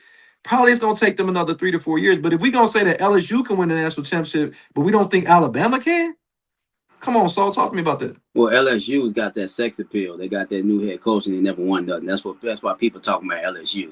Yeah, but Alabama, no one in Alabama, I'm pretty sure the fan base does not like that coach. They don't give a fuck about that one little funky ass playoff win they had against Oklahoma. No one gave a shit. I mean, we didn't know who team we even won. They had the same fucking color uniforms. We didn't know who the fuck was even playing out there. So I guarantee the Alabama fans don't give a fuck about that little funky ass playoff win, and they got their ass whooped the next week. But another team that had the same color uniforms on. Indiana, all the motherfuckers got the same color uniforms on. All that being said, man, I don't think Alabama's going to be Alabama that they used to be. Like I said, man, I think they're going to struggle when they come to get these 5-star. And I think the way college football is, that's part of the reason why Nick Saban left. This NIL shit is crazy. Transfer portal it's a different world. And I think Alabama's going to struggle to win a lot of games. Ray, final thought on this, because this is insane. I agree with what Soldier said. Look at this. You outvoted. Nigga. I agree with Soul. I mean, it's just it's hard for me to believe in them until I see it. So I'm not saying it can't be done, but I got to see it to believe it. They just made the playoffs and won a playoff game. Yeah, but that's better than Oregon. I don't know. No. And a lot of people saying they should have made the playoff last year. So, but this is the thing, Jody. This is what you got to remember. There's certain expectations that we have for certain people. We're not expecting a playoff win with Alabama. What we have grown to know about Alabama is championships. So if you're not doing that, then it doesn't matter. It's the same thing that we've come to expect from your boy and your stepson, Patrick Mahomes. We've expected championships, and when he doesn't deliver, everybody starts turning their back on him. See, I would appreciate it more if you'd have said Ryan Day, because you know how I feel about Ryan Day. I still don't think he should be he got a pass because he beat Michigan. If he would have lost to Michigan last year, I don't give a fuck about. I don't give a fuck about him winning the championship. Let me rephrase it. I do care about him winning the championship. I do care. No, I do care. I do care about him winning the championship. But he got it up in these parts. You got it. So you don't understand. If you don't beat Michigan, you don't have a fucking job. Because I'm going to tell you like this. John Cooper was probably the best recruiter in Ohio State history. If this is the guy that got Joey Galloway, this is the guy that got Chris Carter. Earl Bruce. I think Earl Bruce got Chris Carter. This is the guy that got Terry Glenn. This is the guy that got Eddie George, Bobby Hoynes. This is the guy that had Joe Germain. When I say that this motherfucker Orlando Pace. When I say that there was no recruiter in Ohio State history better than John Cooper, and he beat Michigan one time out of fucking 13 meetings. He was 12 meetings. He was 1-10-1. Well, he kept his job for a long time. I'm gonna tell you, he got his job saved in 1993. Ohio State they said it. They were going into this game. Ohio State won 22, so they won 22-6. In the game, they played for Cooper's job. I swear to God, they played for his job, and I think they had some runs where they lost to Bianca Patuca knocked us out of the national championship. If we could tackle Bianca Patuca just 2 times in that game, we're winning the national championship this year. He had baby oil on his jersey or what? He had some Diddy party shit going on. Like Bianca Patuca, I hate that motherfucker. I do. Hate is a strong word, Jody. Okay, I'm not gonna say that. I hate him for football reasons, not personally. They could not tackle this dude. This dude broke every fucking tackle. I get it. Hey, Jody. Today I don't like Michael Crabtree because we played Texas Tech. All he had to do is push that motherfucker out of bounds. I'm still mad about that shit. Push him out of bounds. What the fuck y'all do? Hey, I do. What are you talking about? Crab cakes. Hey, I ain't gonna even lie. That hurt because remember that made that 3-way tie between it was Texas Tech, Texas, and Oklahoma. They put Oklahoma in, and they put Oklahoma in. Then y'all beat Oklahoma. We beat those motherfuckers, and they still put them in over us. Man, God damn it! Let me get my pressure up, bro. Bro, I know your pain, but so you understand what it is, and Ray can say it. Like you don't beat them. You don't. Oh, for sure. I'm telling you right now, if Coach Sark loses to Ohio State, they're gonna be talking about get rid of his ass. Yeah, but it ain't the same. I know. My point is, like you guys have been saying, he ain't won a big game yet. Yeah, he hasn't. You got to start True. winning some of these big fuck. I know he won a playoff game a couple years ago, but these big games and you playing at home, you got to start winning some of these fucking games. True. But y'all not expected to win though. So. Bullshit. Shit. Texas is Texas. Texas Right, football. They you shut gotta down. start some shit. Texas shut down whole cities just to go watch high school football. I got a high school challenge got for better. you guys. If we beat you, go ahead. I was gonna say the high school teams got better. Was it Duncanville? They got better. They got better expectations than they got with y'all. Odessa. That's just facts. Odessa. I got a challenge for you guys. If we beat y'all, Carter High. Y'all got to eat the Earl Campbell sausage on the show. First and foremost, hold on. Y'all got to eat Earl Campbell glizzy on the show. Listen, first and foremost, no. First and foremost, man, I ain't like eating nobody's.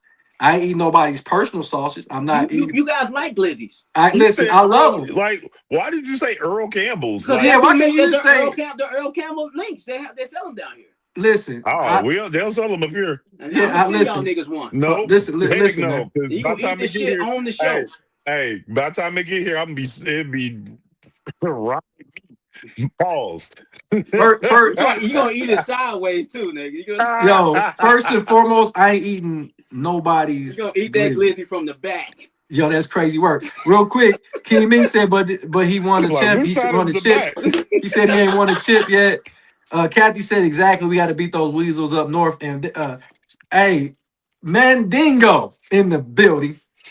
They used to call him Mandingo back then. I don't know why. Warrior. He said Texas all football. No, though. What's going on? For sure. That's my boy, man. That's my boy. That's family. But yeah, man. Real quick, man. We're gonna change gears real quick, and I'm not eating no fucking glizzy for sure, man. I'm not eating no glizzy. I'm offended that you even made that a daggone requirement. I'm more shocked because he want to see us do it. Like that's crazy work. Like I'm appalled. You a nigga named Paul. But, you a nigga that's still. Hey, but real quick before we get through our last segment, before I get you guys out of here, man, we're gonna give a shout out to our sponsor, Michael Wright, attorney at law. If you have any legalities, any wrongful deaths, workman compensation, anything, DUI, whatever it is, man, give Michael Wright a call at 937-222-7477. Just call Mike. And he will get you together. No matter what state or city you in the United States, he will take care of you. So don't worry about it. But we're gonna change gears, go to NBA real quick. And I was intrigued by this scenario or this sentiment that Kevin Durant said that he compares the 76ers star power to his Warriors, of course, when he went and joined the Warriors and was a 2016-17 season where they just ran through the NBA and arguably had one of the best teams in NBA history. Soul on Sports, what do you think about what KD said, and does he have a point? No, he doesn't have a point because he joined the championship team. Philly can't get to the conference championship, so no, it's not. It's a terrible comparison. And plus, look how old LeBron is. LeBron's already in his 40s. KD was in his prime when he went over there. He went with the great players already had their in the championship pedigree already. No, it's a bad comparison. Okay, Ray, what do you think about this comparison of what he said? I think it's a dumb comparison. You had two of the greatest shooters in NBA history on one team. You do not have that on this team. You have one of the best players that ever played in basketball on one team that is 41 and will be 42 halfway through the season. So no, it's not even close. Do they have talent? Absolutely. I think if we're talking talent from top to bottom, the talent might be a little better than what they had in Golden State. But the shooting and Steph doing what he do, the chemistry between him, Clay, and Draymond, heck nah. I think I was seeing where he was going with this because if you look at it, Steph was on another planet during this time. Steph was unreal. We talking about this is the Steph that could shoot from the park. You better guard him when he got out of his car. So I understood with that. And Clay was Clay. This dude had 55 points and dribbled the ball 11 times in one game. This guy was a guy, I think he had like almost 30 points in one quarter. Draymond was a defensive stud back then. This is when Draymond was one of the best defenders, if not the best defender, arguably in the league during that time. Then you got KD, who came in. KD was one of the best scorers, if not the best pure scorer at that time. So I kind of see where he's going. But if like I'm agreeing with Ray, when you look at this Philadelphia team from top to bottom, so you got Jaylen Brown that just gave you down there 30 points a game for a large amount of the season. He was averaging over 30. We've seen Embiid average over 30 points a game at one point in time. We've seen LeBron James average 30 points a game. We've seen Tyrese Maxey average close to 30 points a game. We have never seen an offensive caliber team that had guys that all had averaged at least 27 points or better on one roster. I don't think we've ever seen that. At one point, I don't think we ever seen that. And just last year, now once again, the injuries come into play, chemistry come into play. Yeah. And I think that the Golden State Warriors had magnificent chemistry. Yeah. But when you talk about the talent, no.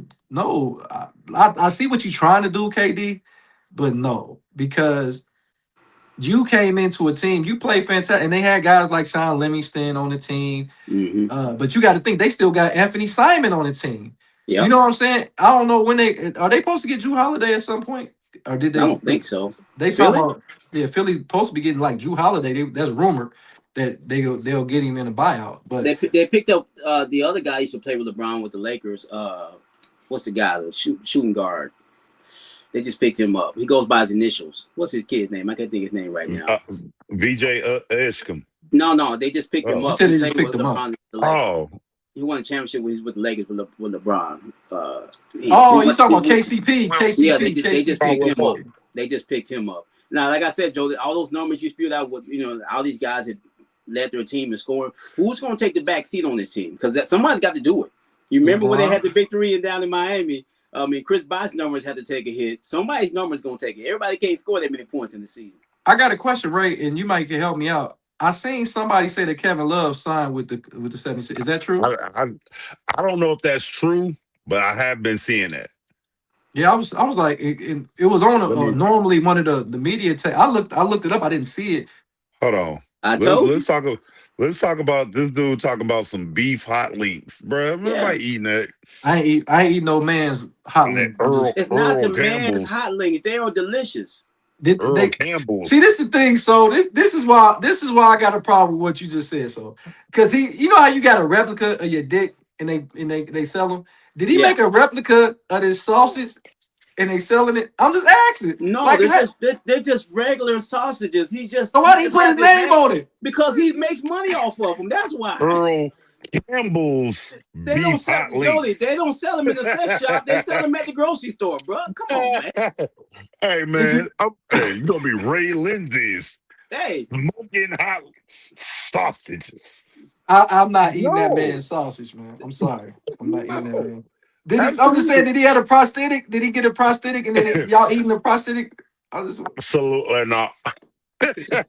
What kind of sauce do we got? White sauce you put on there? Hey, look, man. Hey, man. Next topic. I'm just saying, like, if you've eaten sausage from the white man's name on it, the Owen sausage and all that shit named after somebody too. I ain't never ate every shit named after somebody, brother. Bro, I ain't never ate a man. Very racist right now when we're talking about sausage. You got a point because Oscar Mayer is a person. That's right. And I know you make plenty of Oscar Myers in your head. And I know y'all done ate Franks. That is a dude's name. That is a man's name. Hey, why did Kathy say Earl? She said Earl Campbell's hot links are good.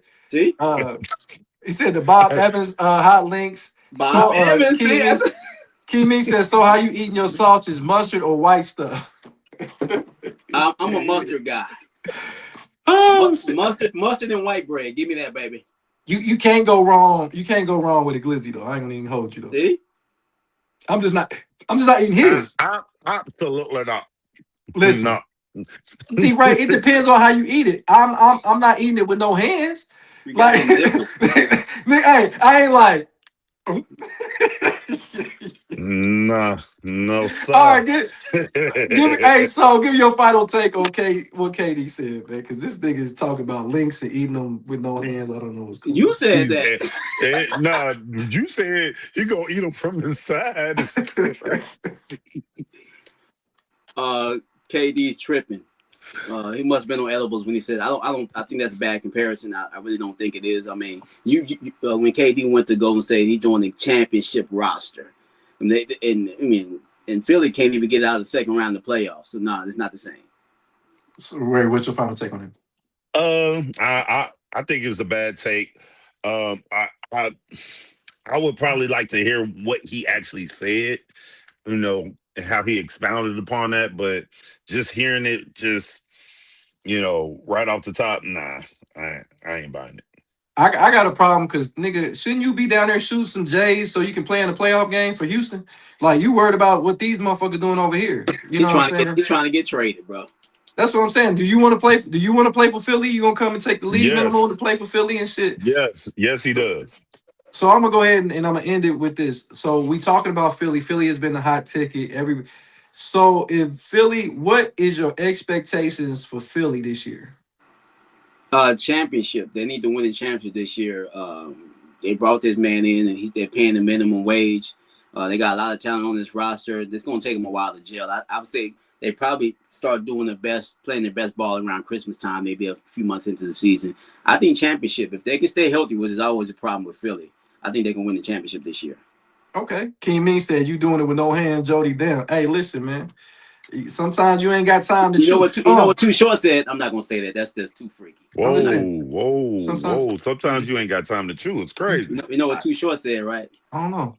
Hey, what's up, AZ? He said, what did I come in on? What'd you come in on? All right. It depends on anyway. Ray, what is your expectations for the 76ers this year? Championship or bust. I mean, there's no way that you can have two finals MVPs on one team.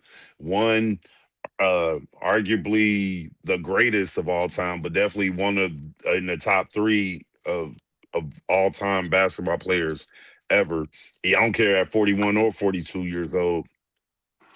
With the basketball mind that he has, with a former MVP and Joel Embiid,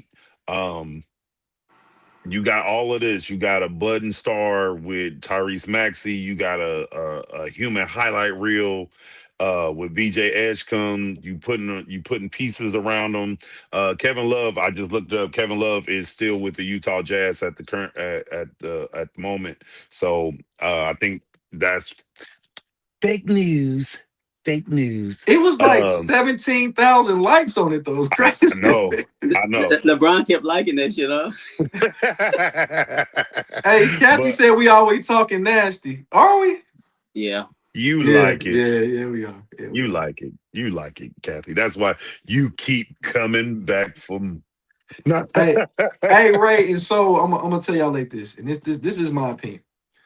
I think that not only do they have to win a championship, but they got to do it in a nice fashion. They can't just go out here and go 7 games in the playoffs with teams in the first or second round.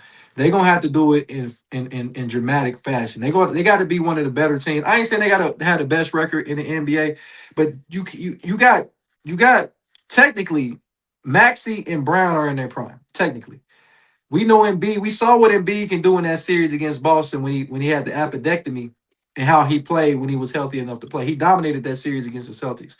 You got Edgecombe, who, like I said, he can drop 30 at any point in time. You got people forget about Anthony Simon. This is a guy when he played with Portland was averaging 22 points a game. Like, so we know that he can score the ball. So my thing is, on the real, man, KCP can defend, so you ain't got the lack of defensive presence on the perimeter. On top of we forget about what Dean Wade. We forgot about him coming over from the Cleveland Cavaliers, where we know he can shoot the ball. He's a good defender. He's a great teammate. And, he's a guy that can give you 8 to 10 points a game on top of these other guys and give some of these other guys like LeBron James and Brown some nights off. Yep. They gotta win at least about 67 games, and they can only lose about 1 or 2 games in the playoffs and win the championship, or people gonna be like, what did y'all do all this for?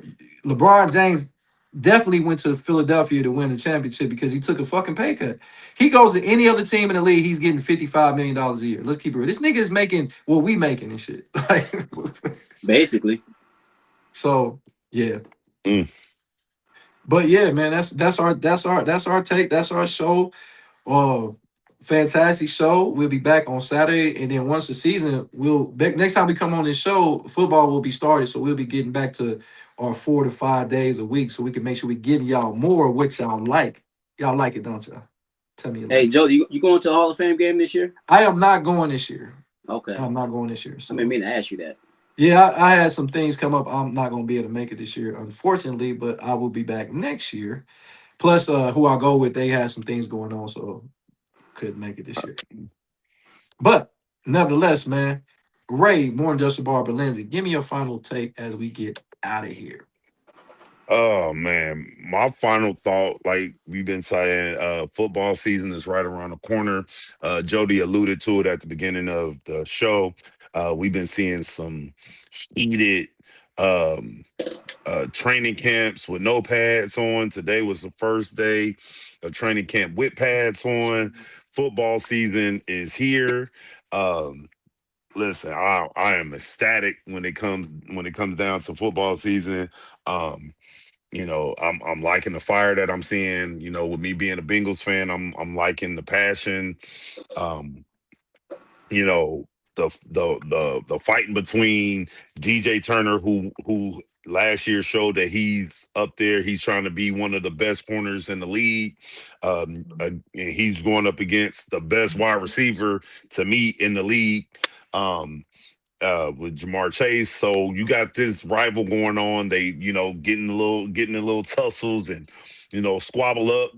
I feel like the OG Jerome from Snowfall, when he pull up, hey, teach your man how to swap. You know what I'm saying? And just pull off. Like that's how that looked like to me. Like, hey, next tomorrow we're gonna be right back. We're gonna squabble again and we're gonna make each other better. And I'm loving that, because you fight amongst your brothers, but you ain't gonna let nobody else mess with them. You know what I'm saying? I know you know that, Jody, when it came to you and Jason, uh, you know, I didn't, my brother was 10 years older than me, so I couldn't fight him.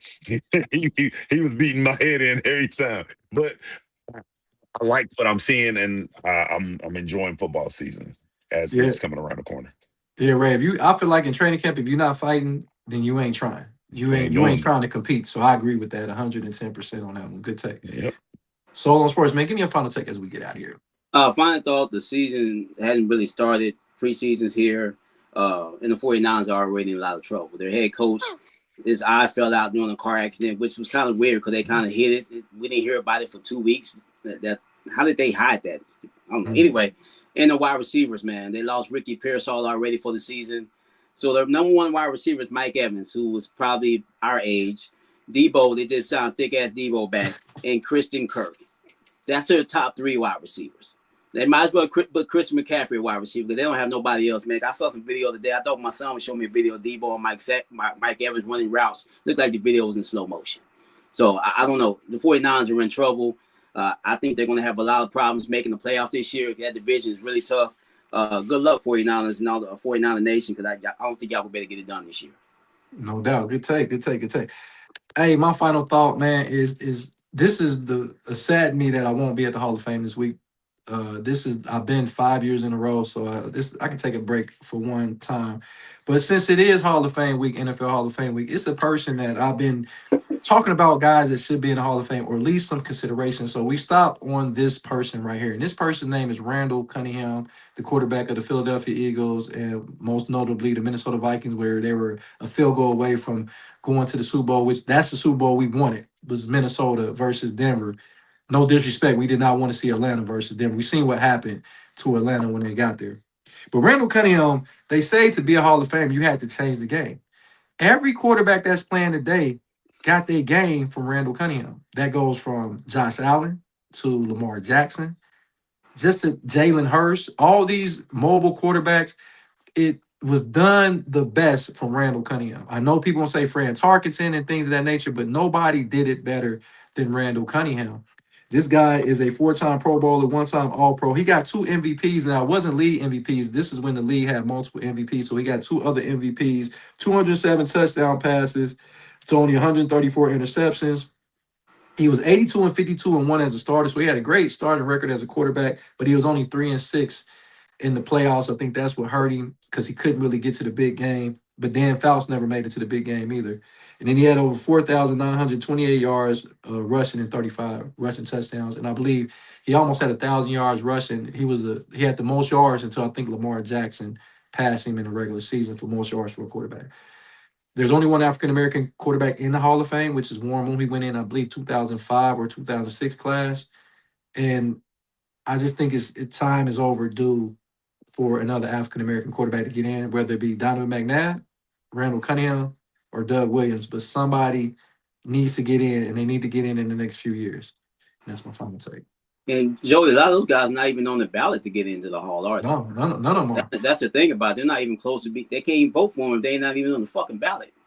And a lot of times, Sean said the 49ers are toast. And then King said, I told y'all, water boy. He said the water boy for the 49ers just got hurt. That's crazy work. But the trainer got hurt. Remember we were Ray and so remember we were talking about Doug Williams, and I went back and I watched the Super Bowl 22 where he got hurt. I think and this is just me. Now the field was very, very like muddy and stuff like that. And I'm gonna fuck it. This is against Grant. I'm gonna say what the fuck I want. I think he was supposed to stay down. I think when he twisted his ankle and his knee, I think Doug Williams was supposed to stay down. I think he broke the script when he came back because they were down 10-0 when he got hurt. When he got back in the game, they could not tackle. You can't tackle Timmy Smith. Timmy Smith didn't even have no rushing yard during the regular season. He rushed for what, 216 yards in that game? He was going through holes bigger than. They can't tackle him. They can't touch him. I mean, like you said, he was running for 15 yards before they even got close to the kid. You childish. Ray is childish. Ray, you childish. But I'm just saying. I'm gonna say this, and I'm gonna say this on Against the Grain Sports. You can stitch this, and I do mean this. And I know you're a Redskin fan. I think he was supposed to stay down. I think Jay Schrader was supposed to come in and take over that game. I think he defied everything that the NFL told him to do. He came back, threw for 4 touchdown passes, looked like he could not be stopped. Doug Williams did not play another fucking football game after that Super Bowl. When the fuck have you seen the Super Bowl MVP that was pretty much in his prime? He was only in like his 9th year when he won it. So he still had a good 3 to 5 years left that he could have played. He never played another down. So he wasn't even good enough to be a backup quarterback for nobody. I think that he defined what they wanted him to do in Super Bowl 22. I don't think they were ready for an African-American quarterback to win it. And I think think about it, between the other time that another African-American won the Super Bowl was him, and then it was like, what was it, Russell Wilson? Yeah. That's like, how many years of gap was that? Ooh, 30. You see what I'm saying? So I think, and they say that, like, so you always say the Redskins have paid him. He's been getting paid by the Redskins ever since he didn't ever play another game. What other quarterback, what other player has got paid by their team after they didn't play another snap for him? Oh, he keep a job. That's for sure. That's what I'm saying. But Jody, this is the other thing to it. This is why this goes back to that Jalen Hurts and Josh Allen conversation. Yeah, because there's no way that you would rather have that guy's career over this guy's career when this guy has been to 2 Super Bowls in 6 years. Well, believe me, Josh Allen would rather have Jalen Hurts' career at this point. Believe me, Absolutely. If you ask him, he's the only one that really matters. I guarantee you, he'd rather have 15 push touchdowns at this point and win the Super Bowl. He definitely take that on what he's done so far. And he said Officer Tatum just like Doug Williams. He probably do. I don't know what's up with that cat, but I ain't about to give him no more attention. No, fuck him, and I'm not gonna give that man no more attention. Don't I don't hate him, but damn, like, bruh, you can say something good about African American. You don't have to disrespect the Caucasian community to say something good. If it's factual, just say it's good. I don't know. I ain't getting in there. But anyway, Doug Williams, I think, should get in the Hall of Fame, Ray, because I know his numbers don't reflect. But I think even when he came into the league, remember, he went to the Tampa Bay Buccaneers, who had won a game. They were 0-14. He took them in 2 years. He took them to the NFC Championship game. They lost to the Rams. Remember, and the Rams lost to the Pittsburgh Steelers eventually. Mm-hmm. And then he goes to the 40. He goes, and what did he go to? Not XFL. He went to the USFL for a little while, and he came back to the league. I think his historical moment winning the Super Bowl in 1988, Super Bowl 22 was just the amount of significance is Joe Namath winning the Super Bowl 3. Because without both of those guys, the lead ain't what it is today. And I think you should put Doug Williams in there just because of that. I don't think nobody would argue with that. No, nobody would argue with that at all. But come on, man. Mac, it's like Mac 5 need to be in. And I'm not saying just because you're African American quarterback that you should get in if you got mediocre numbers. I'm not saying that. But I'm saying if I think Randall Cunningham and Mac Nabb and I think Doug Williams have all earned a right to be in camp. I agree. But yeah, man. King Ming said, "Wow, I don't know that Doug Williams he never played again. He never played another snap after the Super Bowl 22. That's wild. I didn't even know that.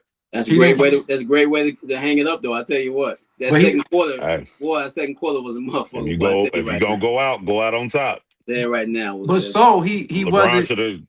LeBron should have quit after 2020.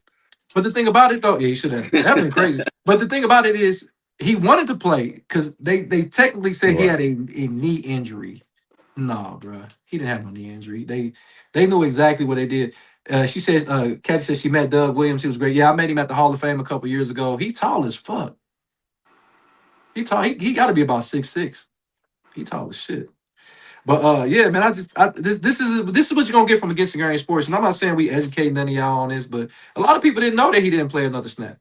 But guess who did play another snap, right? John Elway. Mm-hmm.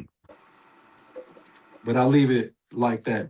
Once again, I'm your host, Jody Coleman of Against the Grain Sports Podcast Uncut. Man, we got my man Ray, more than just a ball with Lindsay in the building. We got my man Jarrell, Solo on Sports Glenn, all the way from San Antonio, Texas. And once again, let's not forget what my name is. My name is Jody, the Midnight Meat Train Coleman, a.k.a. the Big Unit. The Earl Campbell Glizzy Eater. Hey, Ray, man. Hey, appreciate everybody out there, man, that been sporting Against the Grain Sports. Don't forget to share, like, and subscribe to our Facebook page as well as our YouTube. We got to get our YouTube numbers up because that's what I think is holding us up because they took our page away. So a lot of people think like, oh, they ain't getting numbers on YouTube. We do numbers on YouTube too. So we getting our YouTube numbers up, man. So we back. We coming. Nobody gonna say Paul. Anyway, Ray, what we doing till Saturday? Hey, yo, we working. Hey, see y'all Saturday. Peace.